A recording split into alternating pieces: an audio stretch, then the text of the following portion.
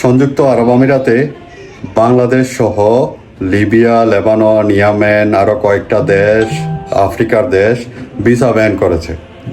এই ধরনের একটা নিউজ আফ্রিকার একটা নিউজ পোর্টাল ভাইরাল করে। এটার উদ্দেশ্য হচ্ছে তাদের নিউজ পেপারটাকে সবার নজরে আনা। আর এই নিউজটা দেখে আমাদের বাংলা ব্যান্ডের অবস্থা তো খারাপ, পুরো সোশ্যাল মিডিয়াতে সয়লাভ করে দিচ্ছে সবাই। এখানে টিকটক বলেন, ফেসবুক বলেন, ইউটিউব বলেন, কোনো জায়গায় তারা ছাড় দিচ্ছে না। হ্যাঁ, বাংলাদেশের ভিসা এখন ব্যান 2026 সালের প্রথম সপ্তাহ থেকে আর কোনো ধরনের ভিসা ইস্যু হবে না। দেখেন ভাই, সংযুক্ত আরব আমিরাত এই ধরনের কোনো ধরনের সার্কুলেশন দেয় নাই। আর সংযুক্ত আরব আমিরাতের কোনো নিউজ চ্যানেল, কোনো নিউজ পেপার এ ধরনের নিউজ করে নাই। এইসব ফেক নিউজের কানে নিবেন না। আর আমাদের বাংলা ব্যান্ড এইখানে টিকটকে একটা আলাইনের আছে, একটা দুবাইয়ের আছে, মাথা খারাপ করে রেখেছে।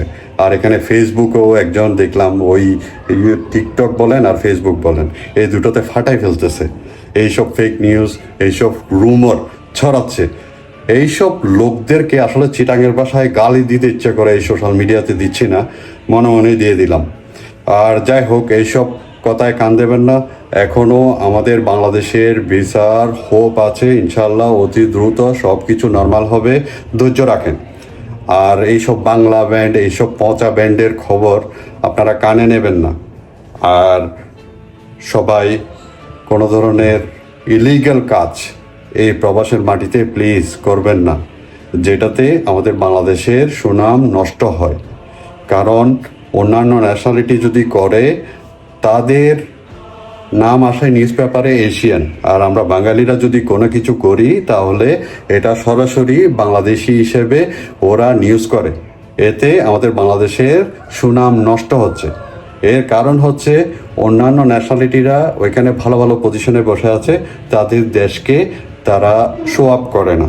কিন্তু আমাদের লোকজন বেশিরভাগই আমরা লেবার ক্যাটাগরিতে মধ্যপ্রাচ্যে কাজ করি, সেই জন্য আমাদেরকে কেউ হাইড করে না।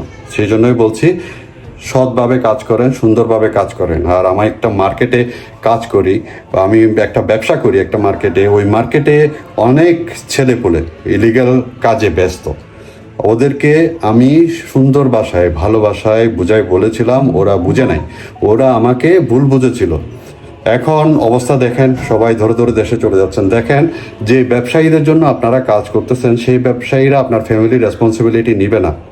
আপনার ফ্যামিলির রেসপন্সিবিলিটি আপনাকেই নিতে হবে। দেখেন, এখানে আপনারা যতক্ষণ না পর্যন্ত ওরা আপনাদেরকে ধরবে, ততক্ষণ পর্যন্ত তারা তাদের অপারেশন চালিয়ে যাবে। সেই জন্যই বলছি, এইসব খারাপ কাজ বাদ রেখে ভালো কাজের দিকে ঝুঁকেন, কোনো একটা সুন্দর কাজ বেছে নেন।